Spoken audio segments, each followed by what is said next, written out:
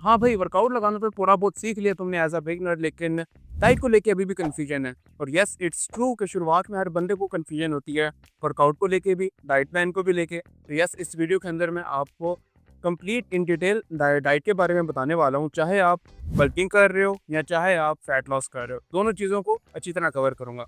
तो चलो वीडियो को स्टार्ट करें।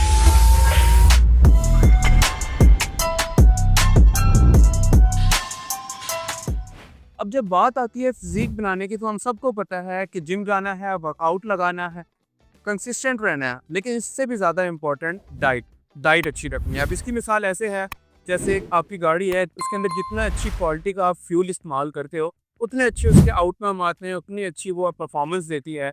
सो ये इतना सिंपल भी नहीं है। हर बंदे की अपनी अपनी प्रेफरेंसेस होती हैं। फॉर एग्जांपल, जिसने बल्क करना है वो कैलोरी सरप्लस होगा, कैलोरी ज़्यादा लेगा। अब जिसने कट करने हैं वो कैलोरी डेफिशिएंट पे रहेगा। So that's it. अब बहुत से लोगों के माइंड के अंदर कन्फ्यूजन होती है कि जिम जाते हैं, वहाँ जाके हमारा मसल ग्रो होता है। नहीं, ये टोटली गलत है।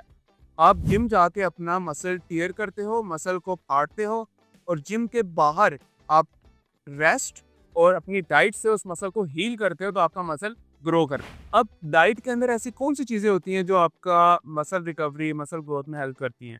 फर्स्ट ऑफ ऑल प्रोटीन, जो आपका डायरेक्टली जाके जो आपका डैमेज मसल होता है उसको रिकवर करती है और उसकी ग्रोथ में हेल्प करती है। कार्ब्स आपका टेम्परेरी सोर्स ऑफ एनर्जी भी होता है और आपको फुल रखने में भी हेल्प देता है। सेकंड थर्डली आता है हमारा फैट्स। फैट्स के आपका लॉन्ग टर्म एनर्जी होती है और आपकी बॉडी को एक इंस्टेंट एनर्जी प्रोवाइड करने में हेल्प देता है। फाइबर्स की बात करें, फाइबर्स आपका जो आपके डाइजेशन के अंदर हेल्प करता है, प्रोटीन एब्जॉर्प्शन के अंदर हेल्प करता है, और ईच एंड एवरीथिंग। अब इन चीज़ों के और भी बहुत से फंक्शंस होते हैं, लेकिन बहुत ज़्यादा आपको डिटेल्स साइंटिफिक मेथड नहीं बता रहा, क्योंकि आपके लिए ऊपर ऊपर थोड़ी बहुत बातें जानना ही फिलहाल ज़रूरी है। वेल, अब इन चारों चीज़ों का तो तुम्हें पता लग गया, बट इनको अपनी डाइट में इंक्लूड कैसे किया जाए?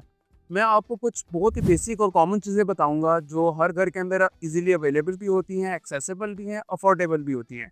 प्रोटीन की बात करें तो प्रोटीन में आपका आता है चिकन, अंडे, आपके ड्राई फ्रूट्स आते हैं, ड्राई फ्रूट्स में स्पेसिफिक पीनट्स कह लो, और रोस्टेड चने और कुछ दालें। ये आपका प्रोटीन रिच चीज़ें हो गई। अब कार्ब्स की बात करें तो कार्ब्स में आपका बीट्स आते हैं। बीट्स में जैसे कि रोटी घर में बनती है, चावल हो गए, केले हो गए, और इस तरह के, और चनों के अंदर भी अगेन काफ़ी अच्छे कार्ब्स का अच्छा सोर्स होता है। अब फैट्स की बात करें तो आपका जो अंडे मैंने बताया, अंडों के अंदर जो एग यॉक होता है वो फैट्स के अंदर काफ़ी रिच होता है। आपके जो ड्राई फ्रूट्स होते हैं उनके अंदर भी फैट कंटेंट बहुत अच्छा होता है। फाइबर्स फाइबर्स की बात करें तो जितने भी आपके वेजिटेबल फ्रूट्स होते हैं, ये आपके फाइबर्स का बहुत अच्छा सोर्स होते हैं। कुछ भी आप खा लो, लेकिन स्पेसिफिक जैसे खीरा वगैरह हो गए, इनके अंदर बहुत अच्छे फाइबर्स पाए जाते हैं। और आपके चने जो होते हैं, रोस्टेड चने जो मैंने पहले बताए हैं, उसका जो छिलका होता है वो फाइबर का बहुत अच्छा सोर्स होता है। और अगेन आपका वीट के अंदर भी अच्छे फाइबर्स पाए जाते हैं। अब ये चारों चीज़ें इन बेसिक फूड में आइटम्स के अंदर तो पाई जाती हैं।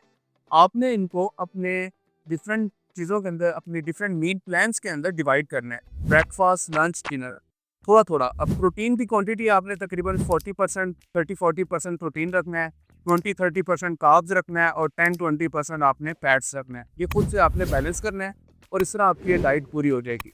और अगर बात करें फैट लॉस की, जो लोग कैलोरी डेफिशिएंट हैं, उन्होंने क्या करना है, जो ऑलरेडी पहले आप खा रहे हो ना, उसमें से 30-40% आपने कट कर देना है, कम खाना है। और अगर आप गेन कर रहे हो, अपना कैलोरी ज़्यादा देना चाह रहे हो, तो आपने 20 से 30% पहले जितना खा रहे हो उससे थोड़ा ज़्यादा खाना है। तो ये आपका अपनी गोल के लिहाज से भी आपकी डाइट यहाँ पे पूरी हो जाएगी। वेल, अब इन सब के अलावा दो चीज़ें और हैं जो मोस्ट इंपॉर्टेंट पाई जाती हैं। क्या? Post workout and pre workout.